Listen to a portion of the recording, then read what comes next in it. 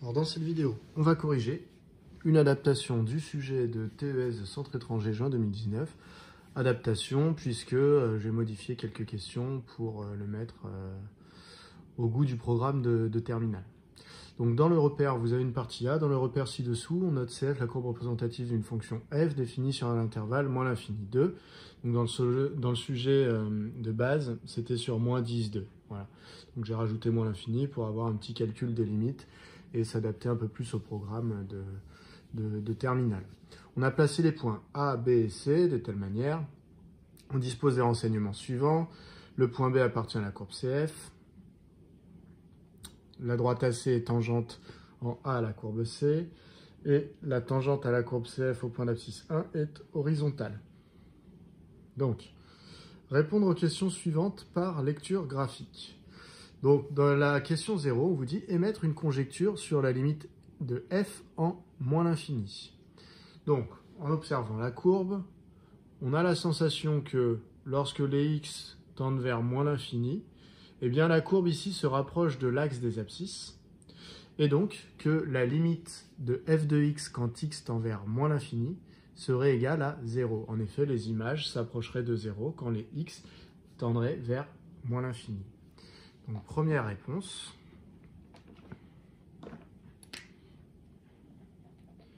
Partie A. Question 0, alors voilà, ça s'appelle la question 0 puisqu'elle n'était pas présente dans le sujet de base. La limite de f en moins l'infini semble être, puisque c'est une conjecture, 0. Voilà pour cette question 0. On passe à la question 1. Dans la question 1, on nous dit indiquer les valeurs de f de 0 et de f de 2. Donc c'est de la lecture d'image basique. Donc pour connaître f de 0, je me place à l'abscisse 0. Comme la courbe bleue, c'est la courbe représentative de f, je vais regarder l'ordonnée du point qui avait pour abscisse 0 pour connaître f de 0. Donc f de 0, visiblement, est égal à 2. On va l'écrire. F de 0 égale 2. Et on nous demandait également f de 2. F de 2, il faut donc que je me place à l'abscisse 2, c'est-à-dire ici, et que je regarde le point de la courbe. Donc le point de la courbe, c'est B. Et il se trouve que B, dans l'énoncé, on m'avait dit qu'il avait comme coordonnée 2, 0. Donc on est bien sur l'axe des abscisses. Donc l'image de 2, c'est 0. Donc on lit sur le graphique que f de 2 est égal à 0. Voilà pour cette question 1. Ensuite, question 2. Question 2, on me demande d'indiquer la valeur de f' de 1. Alors, comment est-ce qu'on lit une dérivée lorsqu'on a la courbe d'une fonction f? Eh bien, tout simplement, les nombres dérivés se lisent sur les tangentes. Donc, ils ne se lisent pas directement sur la courbe, mais sur les tangentes. Donc ici, si on me parle de f' de 1, c'est en fait le coefficient directeur de la tangente à l'abscisse 1. Si on m'avait demandé f' de 2, ça aurait été le coefficient directeur de la tangente à l'abscisse 2, et ainsi de suite. Donc, la tangente à l'abscisse 1, déjà il faut l'observer, on voit que c'est la droite qui a été tracée en noir ici. Cette droite, dans l'énoncé, on me dit, voilà, la tangente à la courbe CF au point d'abscisse 1 est une droite horizontale. On vous précise bien qu'elle est parallèle à l'axe des abscisses. Donc, son coefficient directeur à cette droite, si elle est horizontale, c'est que le coefficient directeur est égal à 0. Puisque ce coefficient directeur, pour une droite, je vous rappelle qu'il est responsable de la direction. S'il est positif, vous avez une droite qui représente une fonction croissante. S'il est négatif, la droite représente une fonction décroissante. Donc, si la droite est horizontale, il n'est ni positif ni négatif, il est égal à 0. Donc, alors j'efface à moitié ce que j'écris, mais bon, c'est pas grave, c'est déjà corrigé. Eh bien, f' de 1 est égal à 0. Et si je dois justifier, je vais dire car la tangente en 1 ou au point d'abscisse 1.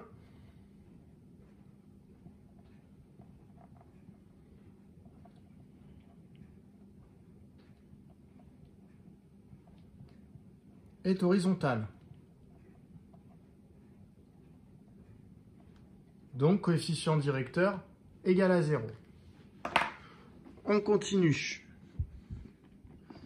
On me dit donner une équation de la tangente à la courbe CF au point A. Alors, la tangente à la courbe CF au point A, c'est la tangente qui est ici. D'accord? Comment je sais? Parce que déjà on me l'a dit. Voilà, on m'a dit la droite AC est tangente en A à la courbe CF. Alors, la manière la plus simple de faire, c'est de lire directement l'équation dessus. C'est-à-dire que dans une équation de droite, vous avez deux éléments à trouver. Le coefficient directeur et l'ordonnée à l'origine. D'accord? Une équation de droite du type affine comme on a vu. Eh bien, l'équation a cette forme-là. Ici, vous avez le coefficient directeur, ce qui gère du coup l'inclinaison de votre droite. Et ici, vous avez ce qu'on appelle l'ordonnée à l'origine. Alors, comment on les trouve? Le coefficient directeur, il faut observer votre droite. Ici, prendre un point qui tombe sur un quadrillage. Par exemple, le point C ici. Donc, il est sur la droite et sur un quadrillage. Pour connaître le coefficient directeur, je me décale de 1 en abscisse. Et je regarde si je dois monter ou descendre déjà pour savoir si le coefficient directeur est positif ou négatif. Ici, vous voyez, je monte, donc il va être positif. Et pour retomber sur la droite en noir, quand je me décale de 1 sur la droite, il faut que je monte de 1, vous voyez, pour arriver ici. Donc, ça veut dire que mon coefficient directeur est égal à 1. Si j'avais dû monter de 2 parce que ma droite noire était plus inclinée, eh bien dans ce cas-là, le coefficient directeur aurait été égal à 2. Ici, j'ai dû monter de 1, donc coefficient directeur égal à 1. Ce qui veut dire que petit a vaut 1. Donc ici, je peux dire que y égale 1x. Et il me reste à déterminer le b. Le b, comment on le lit? Eh bien, le b, vous avez appris ça depuis longtemps. Le b, c'est l'ordonnée à l'origine, c'est-à-dire que c'est là où on se trouve sur l'axe des ordonnées, quand on se place au-dessus de l'origine. L'origine du repère, c'est le point O ici. Donc, l'ordonnée au niveau de l'origine, elle est égale à 2. Donc, B vaut 2. Donc, au final, l'équation de ma tangente ici, eh bien, c'est égal, elle est de y égale x plus 2. La tangente en A à y égale x plus 2 comme équation. Ensuite, on me demande d'indiquer le nombre de solutions, on a la question 4, indiquer le nombre de solutions de l'équation f de x égale 1 dans l'intervalle moins l'infini 2. Pour lire graphiquement le nombre de solutions de l'équation f de x égale 1, on va faire de la manière suivante. Je cherche les abscisses dont l'ordonnée, puisque dont le f de x est égal à 1, donc dont l'ordonnée vaut 1. Donc ici, l'ordonnée égale à 1, elle est là. Donc comment on fait? En fait, on se place là, comme ça. On trace notre droite qui nous dit tous les points dont l'ordonnée sont égaux à 1 sont sur cette droite-là. Et donc, lesquels sont sur la courbe bleue? Vous avez ici et vous avez ici. Vous avez 2 points. Donc, quand on me dit indiquer le nombre de solutions de l'équation f de x égale 1 sur l'intervalle moins l'infini jusqu'à 2, eh bien, moi, je vois 2 solutions. A priori, il y en a une qui est un peu en dessous de moins 1 et une qui est un peu en dessous de 2. Donc, on va rédiger ça. Hop, magie, tout s'est effacé. On en est donc à la question 4. L'équation f de x égale 1 semble avoir 2 solutions sur moins l'infini 2. Voilà pour la question 4. Ensuite, qu'est-ce qu'on nous demande d'autre? On nous demande maintenant d'indiquer les variations, c'est la question 5, de la fonction f sur l'intervalle moins l'infini 2. Donc les variations, la fonction f semble croissante, donc de moins l'infini jusqu'à 1, puis décroissante sur 1, 2. Donc f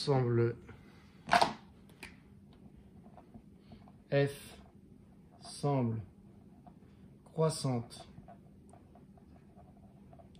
sur moins l'infini 1 et décroissante sur 1, 2. Ça nous amène à la dernière question de cette partie A, qui est déterminer l'intervalle sur lequel la fonction f est convexe et celui sur lequel elle est concave. Alors, comment je repère ça sur un graphique? Eh bien, il y a deux manières de voir graphiquement. Ma fonction sera convexe, soit on le voit par rapport aux tangentes, si elle est toujours au-dessus de ces tangentes. Donc on voit par exemple sur cette portion que si je traçais des tangentes, eh bien les tangentes seraient toujours en dessous de la courbe. Donc ici, la fonction f va être convexe de où à où, sur l'intervalle de moins l'infini jusqu'à 0. À partir de 0, vous voyez les tangentes, elles sont au-dessus de la courbe, ce qui veut dire que ma fonction ici est concave sur l'intervalle 0, 2. Voilà. Vous pouvez voir ça aussi avec des séquentes. C'est-à-dire que si vous prenez deux points de la courbe bleue ici, qui ont une abscisse entre moins l'infini et 0, en traçant le segment entre ces deux points, eh bien le segment sera toujours au-dessus de la courbe. Voilà. Donc c'est aussi une autre définition de convexe. Comment est-ce que je sais que c'est jusqu'à 0? Parce qu'en 0, vous voyez ici, on a ce qu'on appelle un point d'inflexion, c'est-à-dire que la tangente, ou plutôt la courbe, traverse sa tangente en ce point-là. On passe d'une portion convexe à une portion concave. Donc on va écrire ça. Question 6. F semble convexe sur moins l'infini 0 et concave sur 0, 2. On est à la partie B. Dans la partie B, en fait, on va reprendre un peu les mêmes questions, sauf que cette fois-ci, ce n'est pas par rapport à de la lecture graphique, mais par rapport à l'expression de la fonction f. Donc ça va être par le calcul. Donc ce ne seront plus des conjectures, mais ce seront des résultats qu'on aura démontrés. Donc dans la question 0, on me demande la limite de la fonction f en moins l'infini. Donc je vous rappelle qu'on avait conjecturé que cette limite allait être égale à 0, donc on va voir si c'est le cas. Lorsque x tend vers moins l'infini, je commence par observer ici. Si x tend vers moins l'infini, moins x tend vers plus l'infini. Donc 2 moins x tend vers 2 plus quelque chose qui tend vers plus l'infini. Donc ça va tendre vers plus l'infini de moins x lorsque x tend vers moins l'infini. Et ici, l'exponentielle, si x tend vers moins l'infini, l'exponentielle, elle tend vers 0. Donc on est face à une forme indéterminée puisque j'ai une expression qui tend vers plus l'infini multipliée par une expression qui tend vers 0. C'est donc une forme indéterminée. J'observe cette forme indéterminée pour voir, parce que quand j'ai une forme indéterminée, il faut que je modifie l'écriture afin de pouvoir conclure.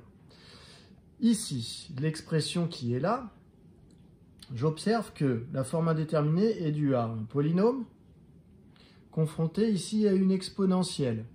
Donc, deux familles de fonctions différentes. Je dois donc utiliser ce qui me permet de faire le lien entre ces deux familles. Ce sont les formules de croissance comparée. Alors, comment est-ce que je pourrais modifier l'écriture pour obtenir une formule de croissance comparée?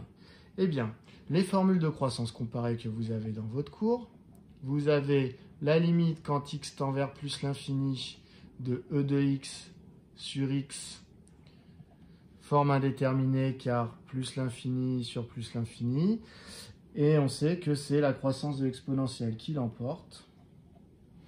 La limite, c'est plus l'infini. Autre formule que vous avez dans votre cours, la limite quand x tend vers moins l'infini de x, e de x, Effectivement, quand x tend vers moins l'infini, donc ça nous donne moins l'infini pour ici, et ici, e de x tend vers 0. Donc, quelque chose qui tend vers moins l'infini fois quelque chose qui tend vers 0, eh bien, normalement, c'est une forme indéterminée, mais votre cours dit que c'est la croissance de l'exponentielle ici qui l'emporte, et que du coup, ça va tendre vers 0. Voilà les deux formules que vous avez dans votre cours. Alors, laquelle, à votre avis, on va utiliser ici? Et voilà, on peut modifier un tout petit peu l'écriture pour utiliser ici la deuxième.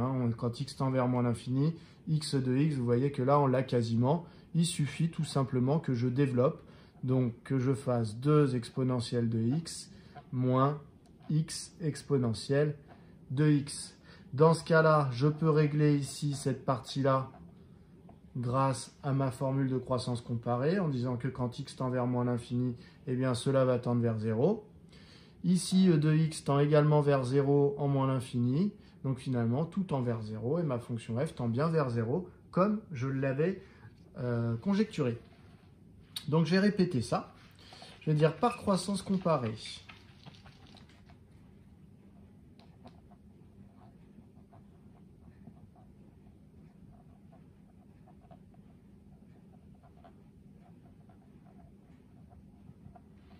Eh bien, j'ai la limite, ça c'est mon cours, quand x tend vers moins l'infini de x de x qui est égal à 0. De plus, la limite de e de x quand x tend vers moins l'infini est également égale à 0. Donc, je peux dire que la limite de 2 de x quand x tend vers moins l'infini est également égal à 0. Donc là, j'ai déterminé ici la limite de 2 de x. Là, j'ai déterminé ici la limite de x de x. Donc finalement, celui-là tend vers 0, celui-là aussi. Donc, par somme, la limite, quand x tend vers moins l'infini de 2e de x moins x e de x, eh bien, elle est égale à 0. Et donc, la limite de f de x, puisque ça, c'est l'expression de f de x, eh bien, elle est égale à 0 quand x tend vers moins l'infini, ce qui vient confirmer ma conjecture. Alors, dans cette question, on me demande de calculer, dans la question 1, on me demande de calculer f de 0. Donc, j'ai gardé mon expression de f, je vais remplacer x par 0, ça me donne 2 moins 0 exponentielle de 0, ce qui est égal à 2 fois l'exponentielle de 0, mais l'exponentielle de 0 vaut 1, donc ça fait 2 fois 1, c'est-à-dire 2. C'est ce qu'on avait également conjecturé par lecture graphique. Ensuite, on me demande f de 2, donc je reprends mon expression, je remplace x par 2, ça me donne 2 moins 2 exponentielle de 2, ce qui donne 0 fois l'exponentielle de 2, ce qui donne 0. C'est ce qu'on avait conjecturé également dans la première partie. On me demande maintenant de calculer la dérivée, l'expression de la dérivée de la fonction f. Donc c'est le 1 petit a. On me dit calculer f' de x pour tout nombre x appartenant à l'intervalle moins l'infini 2. Donc déjà, f est dérivable parce que c'est un produit de deux fonctions dérivables. En effet, la première ici est un polynôme et toutes les fonctions polynomiales sont dérivables sur leur ensemble de définitions. Et là, vous avez la fonction exponentielle qui est dérivable sur R. Donc, un produit de deux fonctions dérivables est encore dérivable. Donc, f est dérivable. Et pour tout x appartenant à moins l'infini 2, eh bien, je vais définir f' de x, la dérivée. Alors, pour calculer la dérivée, la question que je me pose, c'est quelle est l'opération principale? L'opération principale ici, c'est la multiplication qui se trouve ici. Quand je suis face à une multiplication, je me demande si j'ai la variable dans les deux facteurs. Oui, j'ai la variable x dans 2 moins x et j'ai la variable x dans e de x. Dans ce cas-là, je n'ai pas le choix, je dois utiliser la formule qui permet de dériver les produits de deux fonctions, donc celle que vous connaissez sous le nom de u fois v. Donc je vais définir qui va être ma fonction u. Donc l'expression u de x, ce sera 2 moins x. Et v de x, ce sera e de x. Donc ces deux fonctions sont bien dérivables, hein. Je peux donc calculer leur dérivée. U' de x est égal à... Alors 2 moins x, quelle est l'opération principale là-dedans? C'est la soustraction. Une soustraction, je dérive chaque terme séparément et je remets ma soustraction. Dérivée de 2, 0. Dérivée de x, 1. Et j'ai remis ma soustraction entre les deux. Ce qui veut dire que ça me donne 0 moins 1, c'est-à-dire moins 1.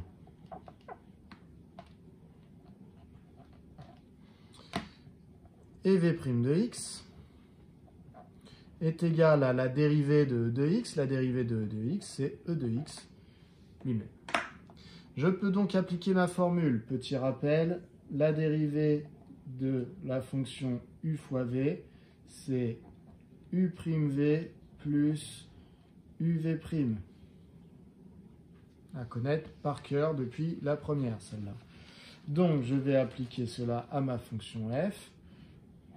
Donc, pour tout x appartenant à moins l'infini 2, f' de x égale u' fois v, donc moins 1 fois e de x, plus u fois v'. Attention, dans u, il y a une soustraction, donc je dois bien mettre des parenthèses. 2 moins x, donc ça c'est u fois v', qui est e de x. Ici, soit je factorise tout de suite par e de x si je suis un peu à l'aise, soit je développe pour refactoriser un petit peu après. En général, vous développez, donc je vais faire votre méthode ici, donc ça me donne moins e de x pour moins 1 e de x, plus 2 fois e de x, moins x fois e de x.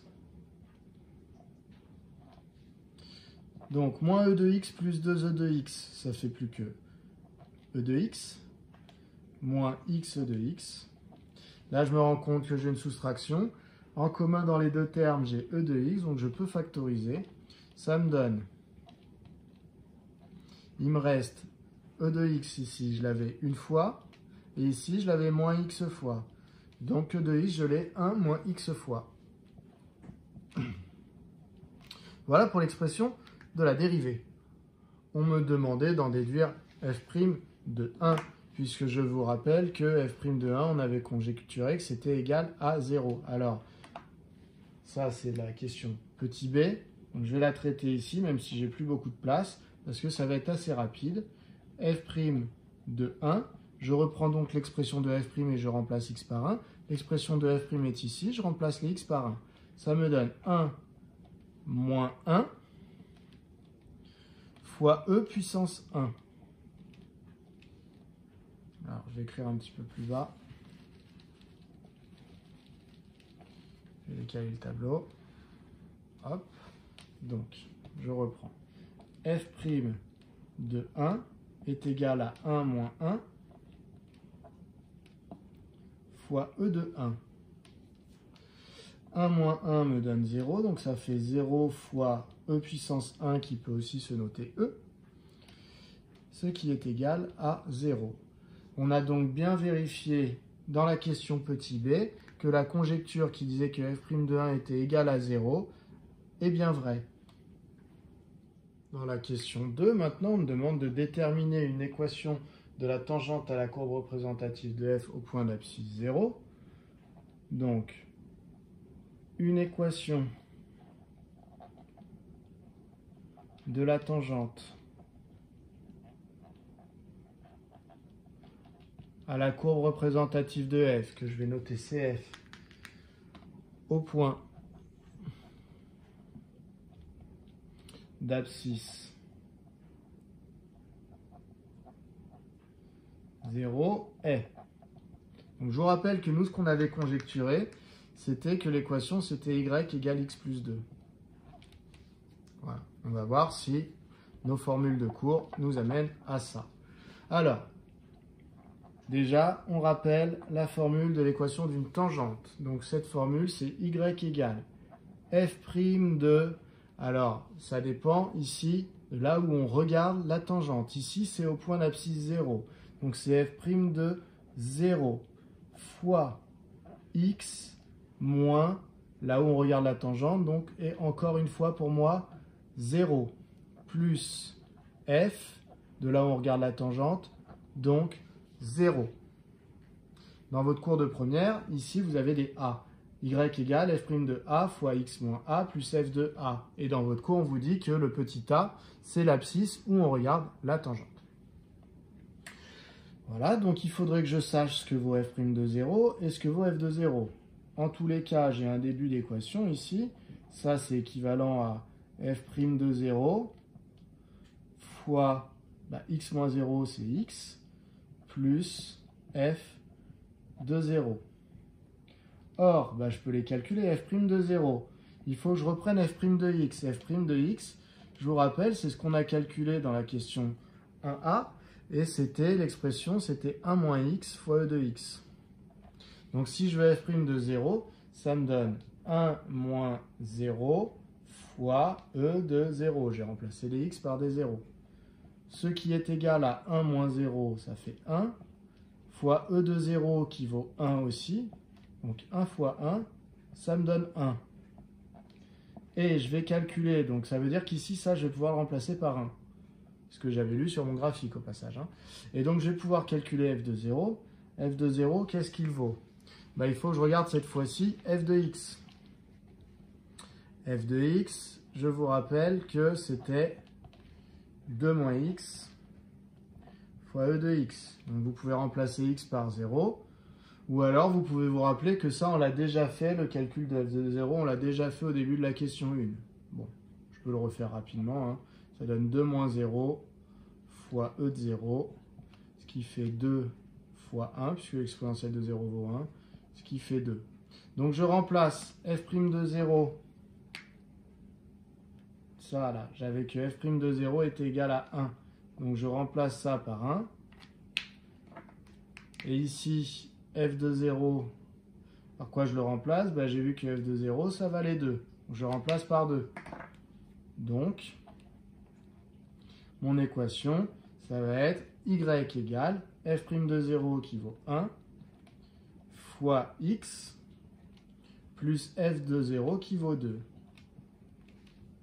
Voilà, y égale 1 fois x plus 2, ce qui revient au même que d'écrire y égale x plus 2. Ça vient donc confirmer la conjecture que nous avions faite dans la partie A.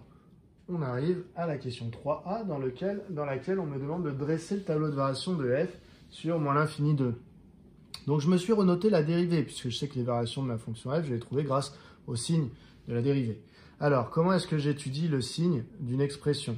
J'observe, je regarde l'opération principale, comme quand je veux dériver. C'est une multiplication. Et maintenant, alors là je ne me dis pas est-ce qu'il y a des x de côté ou quoi que ce soit, si c'est une multiplication, eh bien il faut que je trouve le signe du premier facteur, le signe du deuxième facteur, et en mettant ça dans un tableau de signes, je devrais m'en sortir. Le signe du deuxième facteur, il est facile, puisque j'ai une exponentielle face à moi et que je sais, c'est mon cours qui me l'a dit, qu'une exponentielle est strictement positive sur R, donc en particulier sur moins l'infini 2. Donc ça va être réglé, c'est toujours positif, strictement positif. Maintenant, il va me rester à discuter de 1 moins x. 1 moins x, il faut que je sache si c'est positif ou négatif, ou si ça change de signe de temps en temps. Première chose à laquelle je pense, c'est est-ce que je ne peux pas factoriser un peu plus 1 moins x pour transformer cette soustraction en une multiplication, puisque dans les multiplications, c'est plus facile d'étudier le signe. Bon là, ici, clairement, je ne peux pas factoriser davantage. Donc si je vois que j'ai encore une soustraction, il faut que je passe par la résolution d'une inéquation. Donc je vais résoudre 1 moins x plus grand que 0 sur l'intervalle moins l'infini 2. Donc c'est une question que je me pose, quand est-ce que 1 moins x est plus grand que 0? Eh bien très rapidement, je me rends compte que c'est quand 1 est plus grand que x. Donc ça veut dire quand x est plus petit que 1. Je peux donc à partir de là faire mon tableau de signes. Donc je vais mettre le signe de 1 moins x. je vais mettre le signe de e de x. Je vais mettre le signe de la multiplication de ces deux expressions, le produit de ces deux expressions. Donc le signe, en fait, tout simplement, si je les multiplie, c'est f' de x. Donc signe de f' de x. Et une fois que j'ai le signe de la dérivée, je vais pouvoir me consacrer aux variations. Je vais décaler un petit peu. Hop, aux variations de f.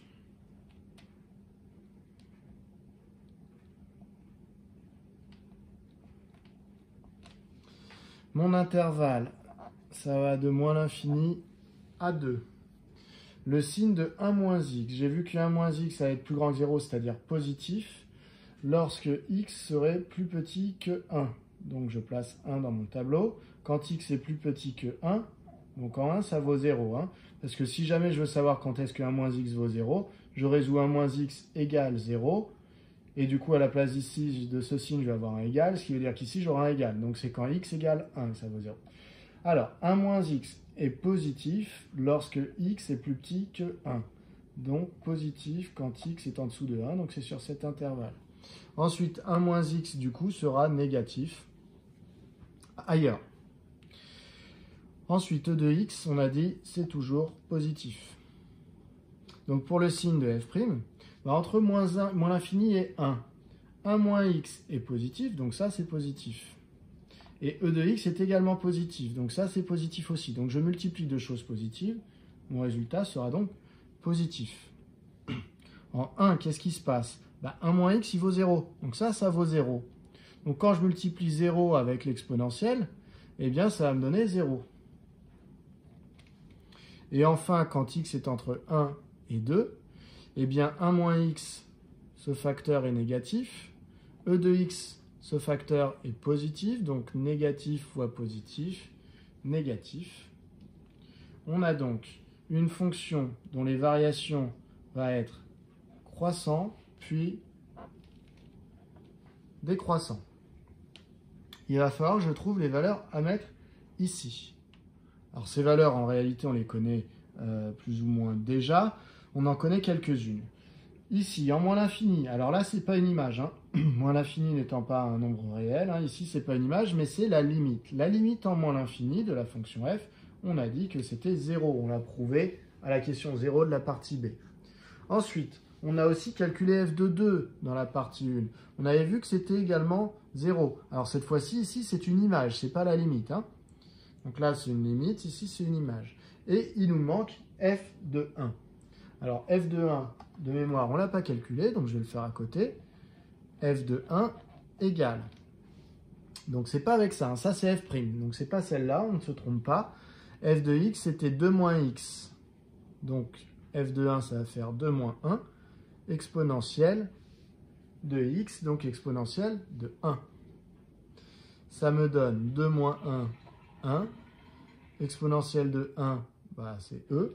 Donc au final, ça vaut e, que vous pouvez également écrire e puissance 1. Dans la question 3b, on me demande d'en déduire, donc ça veut dire, en utilisant ce que je viens de faire, eh bien, le nombre de solutions de l'équation f de x égale 1. Donc je vais devoir me servir du tableau de variation qui est là. Donc je vais effacer et je vais le redessiner en haut puisqu'il me sert. Alors quand je vais le réécrire, ce tableau, je vais enlever toute cette partie étude de signes puisque je n'en ai plus besoin. Voilà, donc j'ai recopié mon tableau de variation. Et donc on se demande combien il y a de solutions à l'équation f de x égale 1. Donc, les images, les f de x, ils se lisent dans cette case ici. Et donc, je vois que les images partent, la limite en moins l'infini, c'est 0. Et puis, les images augmentent jusqu'à atteindre la valeur E. E, c'est à peu près de 72. Donc, ça veut dire qu'entre 0 et E, on est passé par la valeur 1. La valeur 1 est en fait une valeur intermédiaire entre 0 et E. Pareil sur l'intervalle 1, 2, on a une image égale à E, puis notre fonction est décroissante, donc les images diminuent, et l'image de 2 vaut cette fois-ci pile 0, contrairement à ici où ce n'était pas une valeur exacte. Hein. Donc ici, on est tout de même passé par le nombre 1. Donc ça veut dire qu'il y a un endroit ici où bien, mon image va être égale à 1. Cet endroit, ça va être à moi de choisir le nom. Hein. Je peux l'appeler alpha. Et puis ici, il y a un autre endroit où ça va me donner 1, un endroit bêta. Donc, visiblement, je vais avoir deux solutions à mon équation. Mon but, ce n'est pas vraiment de les trouver, puisque ce ne serait pas possible, mais c'est de rédiger proprement le fait qu'effectivement, il y a deux solutions. Alors, il va falloir que je sépare, que je fasse une rédaction pour chacune de mes flèches dans mon tableau. Donc, déjà, sur moins l'infini 1. Sur moins l'infini 1, qu'est-ce que je peux dire? Je peux dire que j'ai une fonction f qui est continue. F est continue sur moins l'infini 1. Alors, si je veux absolument justifier de pourquoi elle est continue, eh bien, deux possibilités. Soit vous dites l'argument que f est dérivable et que d'ailleurs vous avez pu calculer sa dérivée. Donc, toute fonction dérivable est continue. Et ensuite, deuxième argument possible, c'est de reparler de l'expression de f. Donc, je vous la rappelle, c'était ça. Et donc, vous pouvez dire qu'elle est, qu'elle est continue en tant que produit de fonctions qui sont continues, puisqu'une fonction polynomiale est toujours continue sur son ensemble de définitions et une exponentielle est toujours continue sur R. Donc, produit de deux fonctions continues, ça nous donne une fonction continue. Ensuite, f est strictement croissante.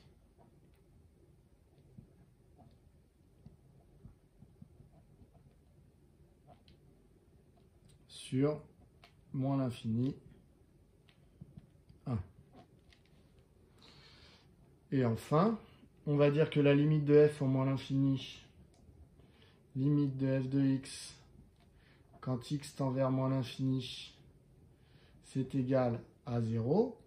Et on sait que f de 1 est égal à e. Donc ici, c'est une limite. Hein. Par contre, ici, c'est bien une image. C'est f de 1 qui est égal à e. Or, moi, je voulais savoir si on passait par 1. Oui, puisque 1 est une valeur intermédiaire entre 0 et e. 1 appartient à l'intervalle 0e. Donc là, j'ouvre parce que c'était une limite. Donc, d'après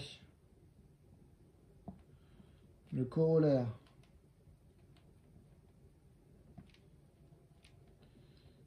du théorème de la bijection, je vais essayer de relever un petit peu mon tableau. Voilà. Du théorème de la bijection ou des valeurs intermédiaires, comme vous voulez. F de x égale 1, donc l'équation admet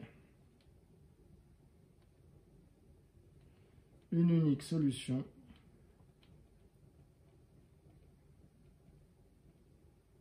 sur moins l'infini 1. Voilà pour la rédaction sur l'intervalle moins l'infini jusqu'à 1. Maintenant, on va faire la même chose sur l'intervalle 1, 2.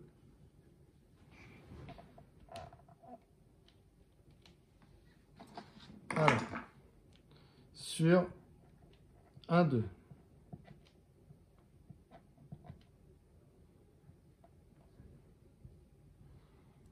F est continue sur 1, 2. Pour les mêmes raisons que tout à l'heure.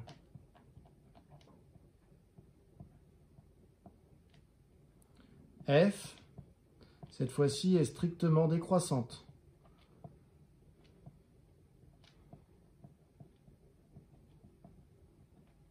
Sur 1, 2. Enfin, f de 1 vaut E. Et f de 2 vaut 0. Or, 1, c'est bien une valeur entre 0 et E.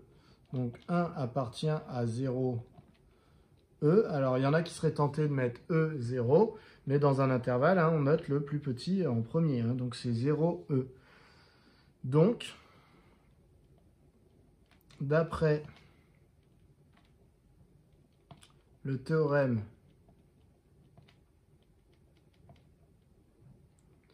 de la bijection,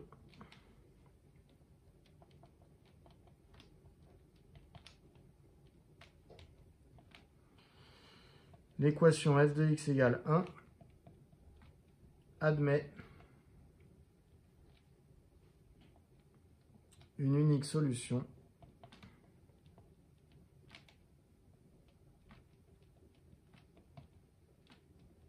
sur 1, 2. Alors, vous avez peut-être remarqué que là, j'ai dit théorème de la bijection, j'ai pas dit corollaire, simplement parce que le corollaire, pour moi, c'est quand j'utilise une limite. Ici, j'ai pas utilisé de limite, j'ai utilisé les images, donc c'est entre guillemets le vrai théorème de la bijection. Pas besoin de dire que c'est un théorème un peu modifié. On peut donc conclure là, puisque j'ai trouvé une unique solution sur moins l'infini 1 et une unique solution sur 1, 2, que sur l'intervalle moins l'infini 2, eh bien, ça me fait exactement 2 solutions. Donc, je peux conclure, donc,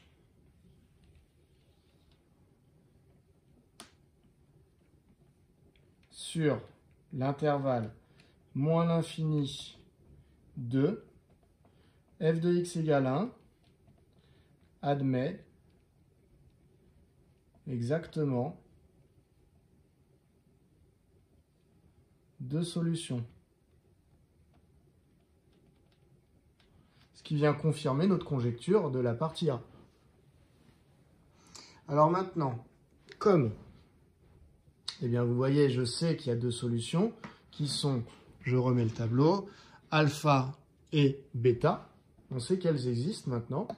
Eh bien, on va nous demander de donner des valeurs approchées de ces 2 solutions, puisqu'on n'était pas en capacité de trouver des valeurs exactes.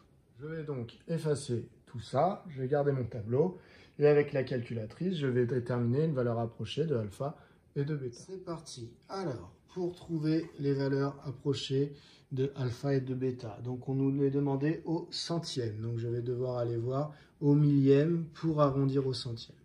Donc, alpha, déjà, je sais qu'il est entre moins l'infini et 1.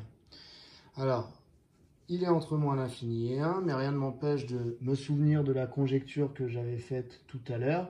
Et j'avais vu que alpha, il allait être entre moins 2 et moins 1. Donc ça, je vais pouvoir m'en servir un petit peu. Dans un premier temps, il faut que j'écrive dans ma calculatrice la fonction que j'étudie. La fonction que j'étudie, son expression, c'est 2 moins x fois exponentielle de x. Je vais définir mon tableur. Je vais faire démarrer, puisque je sais que ma solution alpha, je savais un peu mieux que le fait qu'elle était entre moins l'infini et 1. Je sais qu'elle est entre moins 2 et moins 1 par observation graphique. Si je ne le sais pas encore, rien ne m'empêche de faire un graphique avec un zoom. Voilà. Avec un zoom décimal. Voilà, et de me rendre compte, grâce au graphique, de où est-ce que mon image, entre moins l'infini et 1, où est-ce qu'elle va être à peu près égale à 1. Et là, je me rends compte, hein, alors si je sais pas très bien lire, que en tout cas, en moins 2, on a l'air en dessous de 1, et donc que ma solution, elle est après moins 2, donc elle est entre moins 2 et 1. Donc, je vais demander à définir ma table, et à partir de moins 2, et d'avancer de 0,1 en 0,1 pour l'instant. Je vais dans la table. Je pars de moins 2, je vois que ça augmente de 0,1 en 0,1. Et pour les images, je me rends compte que ça augmente, ce qui est normal, hein, puisque je suis sur une portion, sur un intervalle sur lequel la fonction est croissante. Donc les images augmentent tranquillement, et il y a un moment où elles vont dépasser 1. Ça se situe entre moins 1,2 et moins 1,1. Vous voyez les images. En moins 1,2, elle vaut 0,96 à peu près, alors qu'en moins 1,1, elle vaut 1,03. On est donc passé par 1 entre moins 1,2 et moins 1,1, ce qui veut dire que le alpha que je cherche, en fait, il est entre moins 1,1, pardon, entre moins 1,2 et moins 1,1. Donc j'affine. Définir table, je repars à moins 1,2. Et cette fois-ci, je vais avancer avec 2 chiffres après la virgule. Je retourne dans mon tableur et je regarde quand est-ce que je dépasse 1. Là non, là non, là non, là non, là non, là non. Hop, ici, oui. Donc entre moins 1,15 et moins 1,14. Je vais donc encore affiner. Je vais démarrer à moins 1,15. Et cette fois-ci, je vais avancer avec 3 chiffres après la virgule. Et quand est-ce que je passe 1? Là non, là non, là non, là non, là non, là non. Là oui. Donc c'est entre moins 1,147 et moins 1,146. Donc sur ma copie, je vais recopier avec l'image de moins 1,147, c'est ça. Que l'image de moins 1,146, c'est ça. Et que donc alpha, il est entre moins 1,147 et moins 1,146. Donc c'est parti, je le rédige. Alors, on rédige ça comme ça. On va dire alpha est entre moins 1,147 et moins 1,146, car, et je donne les images, l'image de moins 1,147, elle était encore en dessous de 1, c'est-à-dire on était encore sur cette portion-là, elle valait 0,999, voilà. Et f de moins 1,146, alors je vais essayer de pouvoir faire bêta à côté, donc je vais essayer de ne pas dépasser cette ligne. Donc j'écris l'autre, f de moins 1,146, c'est environ égal à, sur ma calculatrice, il y avait 1,0001. Donc je suis passé par 1 entre moins 1,147 et moins 1,146. Alors du coup, moi on me demandait d'arrondir au centième. Donc est-ce que j'arrondis à moins 1,15 ou à moins 1,14? Moins 1,15, on va dire qu'il est là. Moins 1,14 sur mon axe, on va dire qu'il est là. Donc ici, entre les deux, j'ai moins 1,145.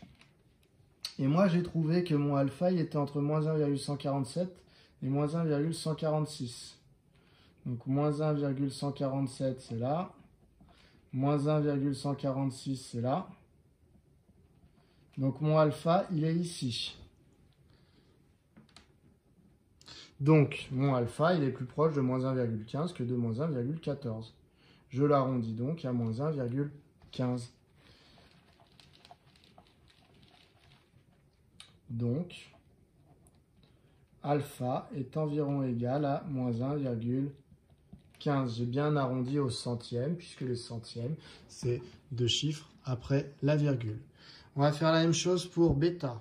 Cette fois-ci, pour bêta, on sait que bêta, il est entre 1 et 2. Donc, dans mon tableur, je vais redemander à démarrer à 1. Et je refais le travail, donc j'avance de 0,1 en 0,1 au départ. Je retourne dans mon tableur et je me rends compte que cette fois-ci, les images diminuent, ce qui est tout à fait normal puisque je suis sur une portion où ma fonction, sur un intervalle où ma fonction est décroissante. Donc mes images diminuent, c'est tout à fait normal. Et il y a un moment où je vais passer en dessous de 1. Et je me rends compte que c'est entre 1,8 et 1,9. Vous voyez, à 1,8, je suis à 1,2 d'images. Et l'image de 1,9, c'est 0,67. Donc, entre 1,8 et 1,9, je suis passé par l'image égale à 1. Je refais donc un nouveau tableau qui démarre à 1,8, qui avance avec 2 chiffres après la virgule. Et je regarde, mes images diminuent, très bien. Et il y a un moment où elles vont passer en dessous de 1, c'est ici, regardez, entre 1,84 et 1,85, puisque l'image était plus grande que 1 pour 1,84, et elle est plus petite que 1 pour 1,85. Donc, je vais aller chercher un troisième chiffre après la virgule. Je redémarre à 1,84.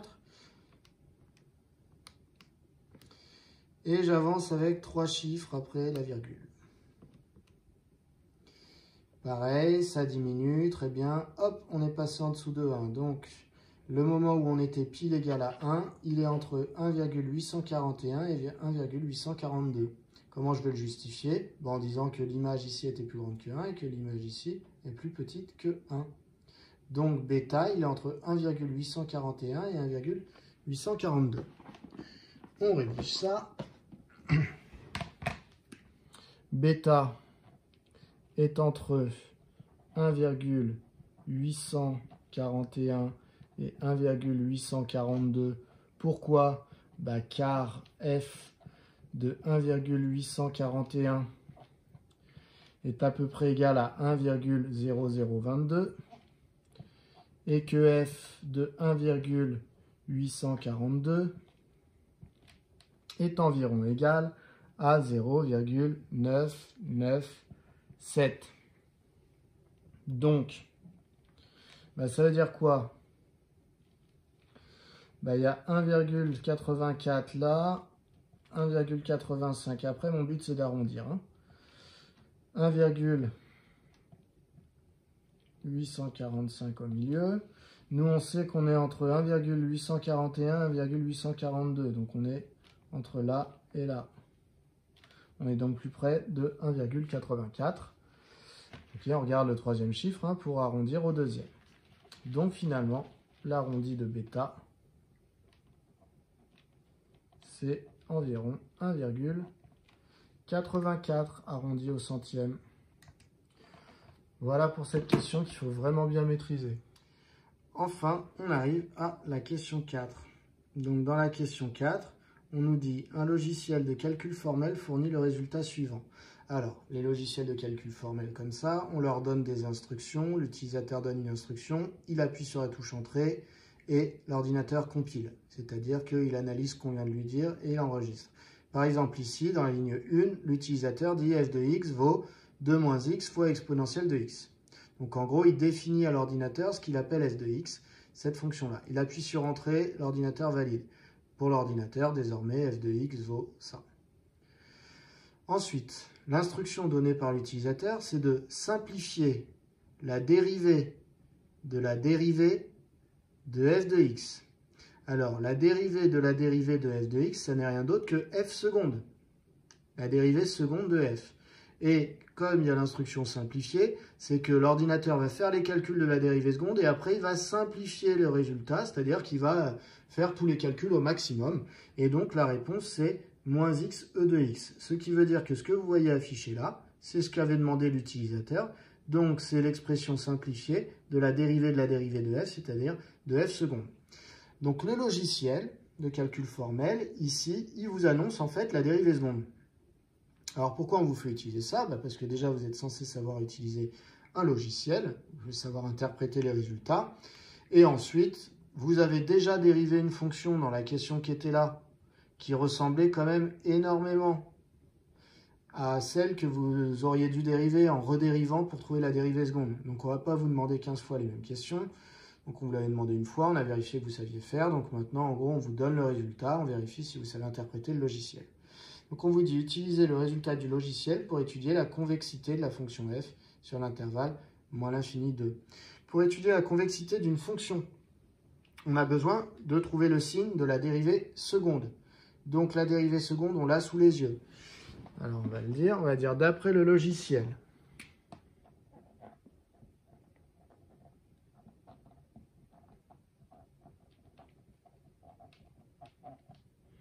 Pour tout x appartenant à moins l'infini 2,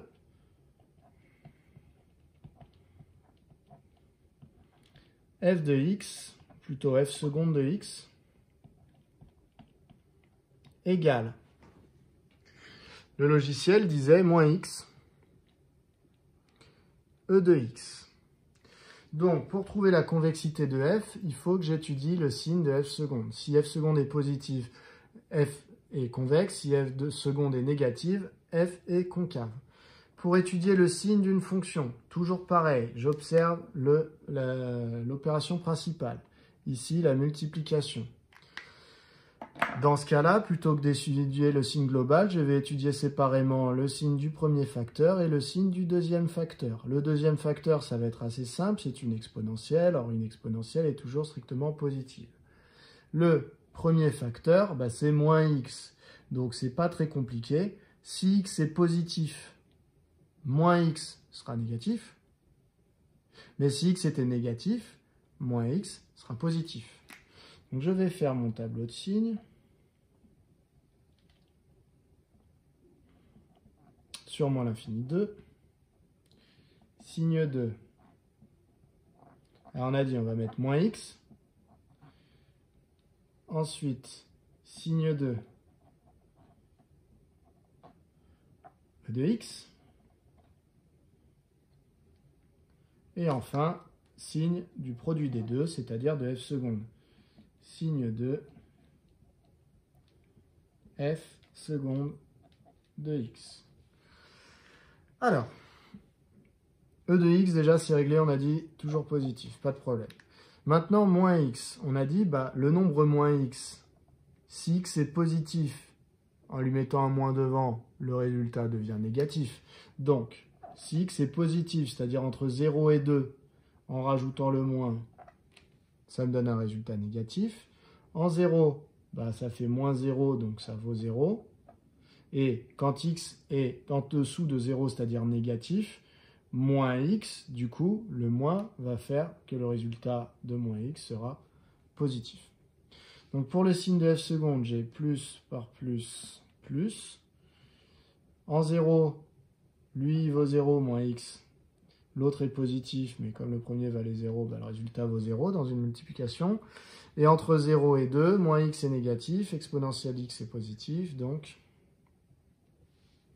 ici c'est négatif. J'obtiens donc que f seconde est positive entre moins l'infini et 0. Donc ça veut dire que f, elle est convexe. F est convexe sur moins l'infini 0. Et sur 0,2, f seconde est négative, donc f est concave sur 0,2. Et qu'est-ce qui se passe en 0? Ça, c'était pas demandé. Mais en 0, vous avez la dérivée seconde qui s'annule en changeant de signe. Vous voyez, elle passe de plus à moins. Donc en réalité, ici, on a ce qu'on appelle un point d'inflexion. C'était pas demandé, mais vous êtes censé quand même savoir le dire. Voilà pour ce sujet.